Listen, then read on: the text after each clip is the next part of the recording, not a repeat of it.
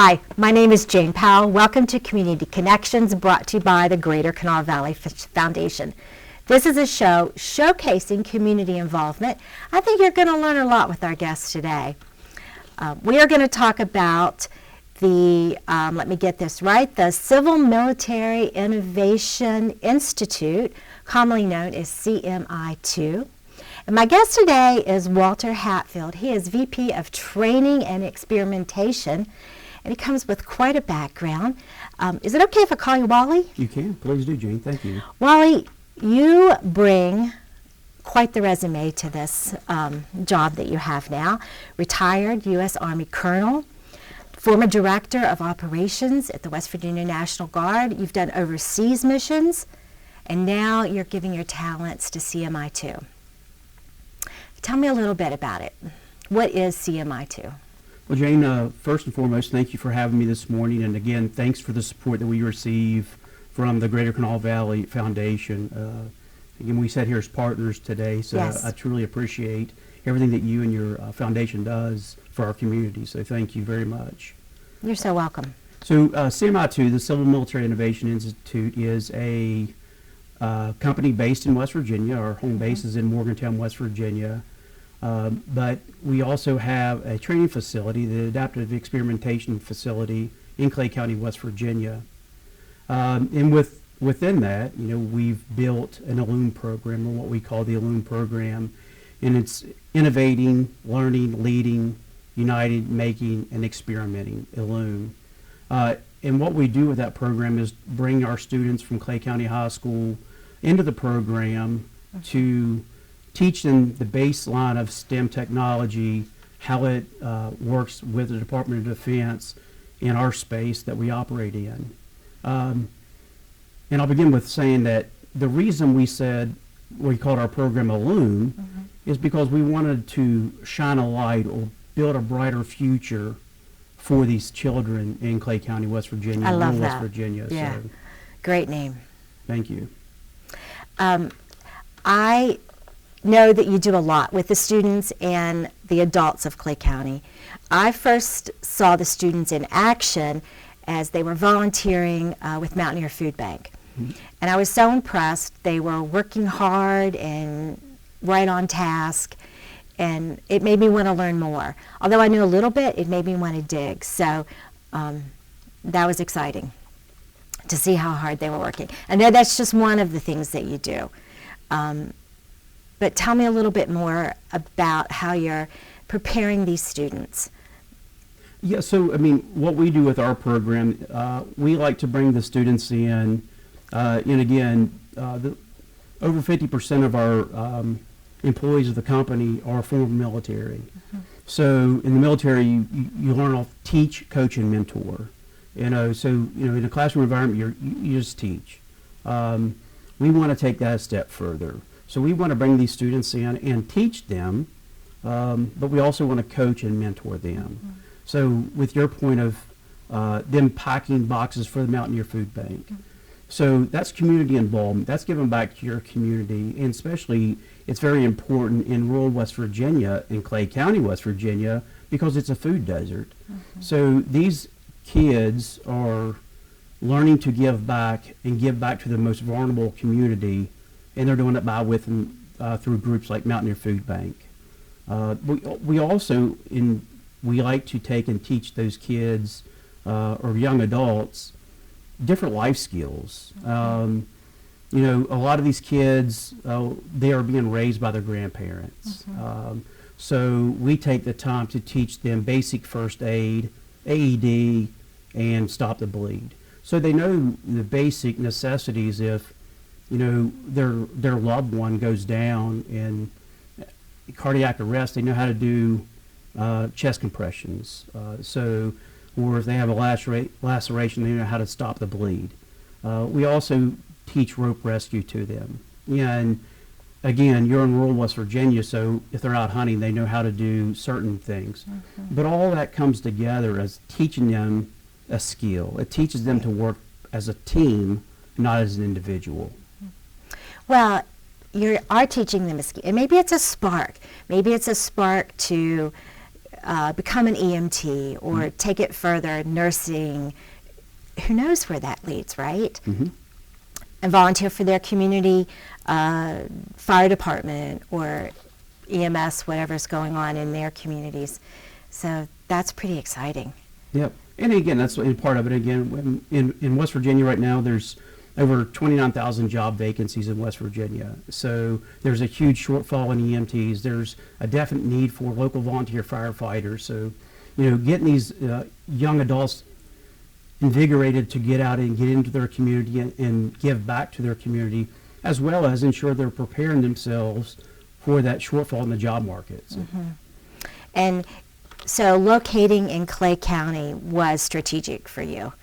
It was. The first premise of it was we needed a place that we can train the military personnel that we work with. So especially as you look at the East Coast, there's not a lot of training facilities on the East Coast. And again, biggest part is all from West Virginia. So we want to bring economic stimulus to West Virginia. And bringing in the units into West Virginia helps do that. But it also allows us to put new technology in hands of our young adults that are part of our ILLUME program. Yeah, that part I love. And it sparks their interest because, again, it becomes a pipeline to feed the new technology, the AI that's being produced by the government, that you can do a lot of stuff here with our kids from West Virginia. Do you have a story you can tell me about a success story? Yeah, there's a number of them, but I will stick on a young individual. He came to us 3 years ago. He was going to graduate as senior at Clay County High School. He was very reserved, pretty much an individual, stayed by himself, wasn't very talkative. But if you look at him today, he is now leading the ILLUME program. He's going out and teaching, because we're looking to expand right now into, Brooke, Braxton, Calhoun, and possibly Lewis counties. But he's now a 19-year-old man that is going out and teaching all the other students throughout the county about our technology program. He's also work directly with some of the special operation units that come into West Virginia. And these are some of the best in our warfighting structure. And utilizing technology, he was able to locate those individuals out in the field fairly quickly. So again, here you got a kid from Clay County, West Virginia that's, very reserved, very intelligent, but was able to locate some of the world's best warfighters out there here in West Virginia. So I mean, it's a remarkable to see the growth of these kids in a short amount of time. Well, and he's earning a paycheck, so he's able to support himself, and there's so many wonderful things. And he's a role model. He is, definitely. Yeah. Oh, good for him. I love stories like that. Okay. Tell me about the expansion. So you mentioned that you're looking at some other counties. I see opportunities for the population of those counties to grow and have experiences just like this young man. Yep, I agree. And again, just getting out there and again, I think a lot of these rural communities that we go into have just phenomenal students. They're very intelligent, and just opening the door for them or shining that light on new technology and AI to get them interested, to make it, I guess I always like to say, to make it sexy for them and get them interested, and they stay in it. Again, I think if we gather them at in the middle school, right, and give them some direction, and it goes through high school, and again it opens the door for higher education or the trades, for them to fill that gap in our need pool in Department of Defense. So yeah, just a little bit off topic, but you said something that reminds me. Almost every group that I talk with or hear speak, high school's too late. You got to get them early. You have to start them in either late elementary school or middle school to really get their attention. So it's good that you're doing that. Well, thank you.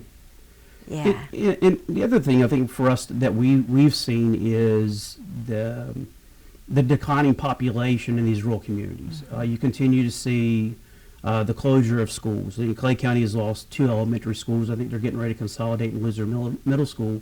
But it's because of the decline in population. I mean, a lot of these people are, once they graduate, they leave their communities and go somewhere else where they can get a job. So if you can build a workforce in those communities, these kids will stay, they'll have families, and you'll start to see that population growth, and you'll stop losing, I think you'll stop losing some of the education centers that's in these communities. Because, I mean, they're not just education centers, they're gathering places and for community gathering and picnics and all this other stuff. So it brings a whole of community aspect to it. Right. High school sports, it's where the communities come together, isn't Definitely. it? Friday night football. So. Yeah, you can see everybody in the county there. That's true. So we talked a lot about the students, but your program does a little bit more than that. You mentioned bringing in some military units to train. You're doing really important things in Clay County. I mean, you're exposing the residents of Clay County that are in your program and the world to Clay County, but national security stuff, drones, right? Yep. Yeah, how about that? Well, and the thing, like I said, when you bring these units in, again, you bring in a unit, the 82nd Airborne, maybe from Fort Bragg, or the 101st from Fort Campbell. You bring these large units in, they get exposed to West Virginia. They get exposed to the beautiful mountains and the rivers and, everything it has to offer. So it becomes tourism, too. So you bring these people in, which they're, doing national security type stuff, and very difficult terrain in West Virginia. Right. So you're training a warfighter to go fight and win wars, for them to come home safely, but you're also exposing them to all the beautiful greatness of West Virginia. Yeah. So maybe they'll bring their families back and go whitewater rafting or rent a cabin. Yeah. So that's pretty good too. It is. Yeah. So all the community and the skills that you're building, and we talked about the life skills and the basic medical training they're learning, but they're learning some technology with drones, and you're supporting the STEM program as well, right? That's correct. Yeah, so when we bring these kids in, and we have a dirt lab, and again, go back into Clay County and Technology Student Association, or a drone club or robotic club, in these rural communities, they're not on the same playing field as some other states that they're competing against. And Clay County, on average, is probably sending 22 to 26 kids a year to the states and the nationals for TSA. But a lot of times what we saw... Wait, TSA? The Technology Student Association. Oh, okay. Within the community, in the high school. But they don't have the same resources they would have if they're going against, say, Ohio, or Maryland, or Virginia, or either other counties in West Virginia. So we bring what we call our dirt labs to the table. So these kids have the opportunity to come to our labs. So if they're working on a TSA project and they go through the design process and use CAD design, we have the ability for them to do 3D printing or carbon fiber printing. So now they bring them a little bit closer to an equal playing field to these other students that they're going to compete against, or maybe it's camera technology that they need. I mean, but again, trying to find ways to give them every opportunity necessary to be successful in life. And as these other units come to visit and work in Clay County, the students see the importance of this. They do. And again, when we have our internship class there, like our last year we had 26 interns, they get to work near these individuals coming in from around the United States. They get to work with them, train against them. They get to take their problem sets in. So if a unit comes in and they have a piece of equipment that needs an adjustment, or maybe they've crashed their drone and they need to 3D print a new propeller. They get to design that propeller and 3D print it and get that drone back up for that organization and get it back into the flight. So they're What an experience. It's an amazing experience. And then 6 months later, you may be watching the news and those individuals have went downrange somewhere to do a mission.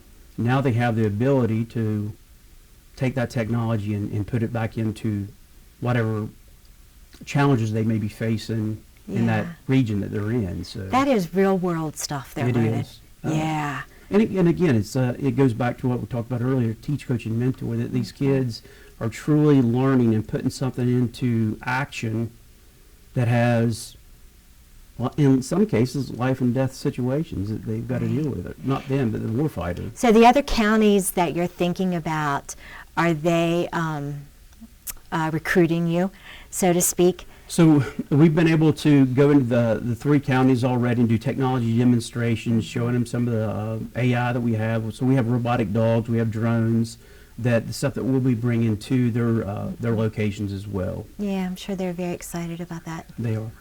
Yeah, that's really good. And how do people get involved? How, if I'm in Clay County, I'm guessing maybe through the schools, is a primary way that you recruit for the program? We spend a lot of time, and again, we spend a lot of time in the high school. You know, we go and we have a great relationship with the superintendent and the principal of the school. Yeah. I mean, this past Veterans Day, I was the guest speaker for the Veterans Day, so. So the community knows you. They know us very well. Yeah. We do a whole hiring process when we do our internship program. The students has got to do an application. They got to write a resume. We help them write resumes, so it gets them into the habit of it. They've got to do an interview, and then once that process happens and they're selected, they're able to be part of the ILLUME process or their internship for that summer. Yeah, that's great, because that is all coaching right there. The resume, the interview process can be very intimidating for anyone. Yeah, and it's getting them ready for their future life. I mean, they're going to get ready to go off to college and do college applications, so they've got to be into that process of doing it. Or if they're going to go get a job, they need to learn how to write a resume or a CV. They got to have the ability to do and sit across from someone and speak intelligently in an interview process. So. Right. Yeah, really nice. I love the work you're doing in Clay County. I look forward to it happening in other counties, and just seeing how the younger generation grows and gets stronger from these programs, because some of them have a tough road. And so this is a really nice way to set them on a good path. If people want to learn more about the program, there's a website they can visit, Yep. and that is CMI2.org, and that will share a little more information and keep people up to date what's happening. I do believe that there's a social media page as well. Yep, we're on Facebook, LinkedIn, Twitter. All over the place. Yeah, we're all over the place. All right. Great. So I love that, and thank you for everything you're doing there. In Clay County and in our state. It's exciting. Yep. Thank you so much again. Thanks to the Greater Kanawha Valley Foundation for being a wonderful partner, not only to us, but again to the Greater Kanawha Valley. I mean, it's y'all's work is noticed throughout these communities as well. So again, we're just honored to be a part of the community. We're honored to be a West Virginia-based company and have the opportunity to continue to serve the state of West Virginia and all of its wonderful people. So thank you so much. Well, thank you. Thank you for being here today. Thank you guys for joining us. This has been Community Connections, brought to you by the Greater Kanawha Valley Foundation. We'll see you next time.